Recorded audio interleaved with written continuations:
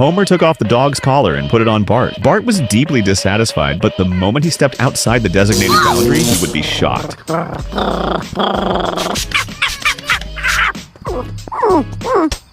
Today was Homer and Marge's date night. To prevent the kids from making trouble, Homer specifically used the front door camera to keep an eye on them. As long as they were within the frame, Homer could monitor them remotely at any given moment. When he finished setting everything up and arrived at the date restaurant, Marge was already mingling warmly with the people around them. Homer tried to fit in, but the second he opened the surveillance feed, he discovered that the kids were already running wild. You left the kids unsupervised? No, the doorbell's watching them. It's very responsible, and I gave Lisa a brick to hit strangers with. Listening to the rowdy noise coming through the monitor, Marge's long-suppressed frustration finally erupted. Sometimes I hate being married to you! Everyone was stunned by her sudden outburst. She demanded that Homer return home immediately to handle the situation. 1 centipede? 0 centipedes! Go! Okay.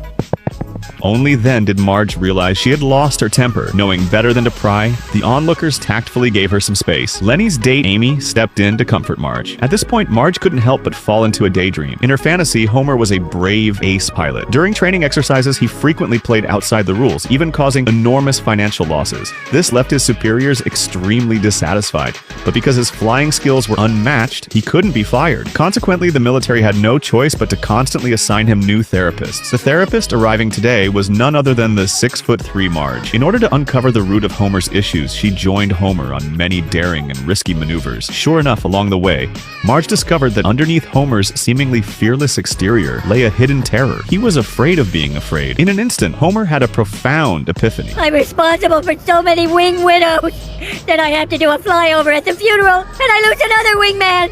It's a vicious cycle. Homer's sudden vulnerability made Marge inexplicably fall in love with him, and just like that, they got together. Comprehensive physical and mental healing ultimately cured Homer's psychological burden. Then one day, the military abruptly issued an urgent mission. America's greatest enemy is preparing to attack. Who? China? No, not China. Oh, God, no. Not China. Russia! No, not Russia either, no. North Korea? Stop naming real countries! Turned out that the military had discovered a nuclear reactor tucked deep inside a narrow canyon, and such world-ending power could not be allowed to fall into the wrong hands. Due to the canyon's unique terrain, hitting the target required an incredibly tricky maneuver. In the entire military, Homer was the only one capable of executing it. However, Marge had already transformed him back into a normal person, and he was now terrified of dying. Upon learning the situation, Marge offered gentle words of encouragement, reassuring him that this would surely be the last time he had to be so brave. To put Homer at ease, Marge even piloted a jet alongside him as a wing woman. Through reverse therapy via their radio banter, Marge turned Homer back into that fearless man. While being pursued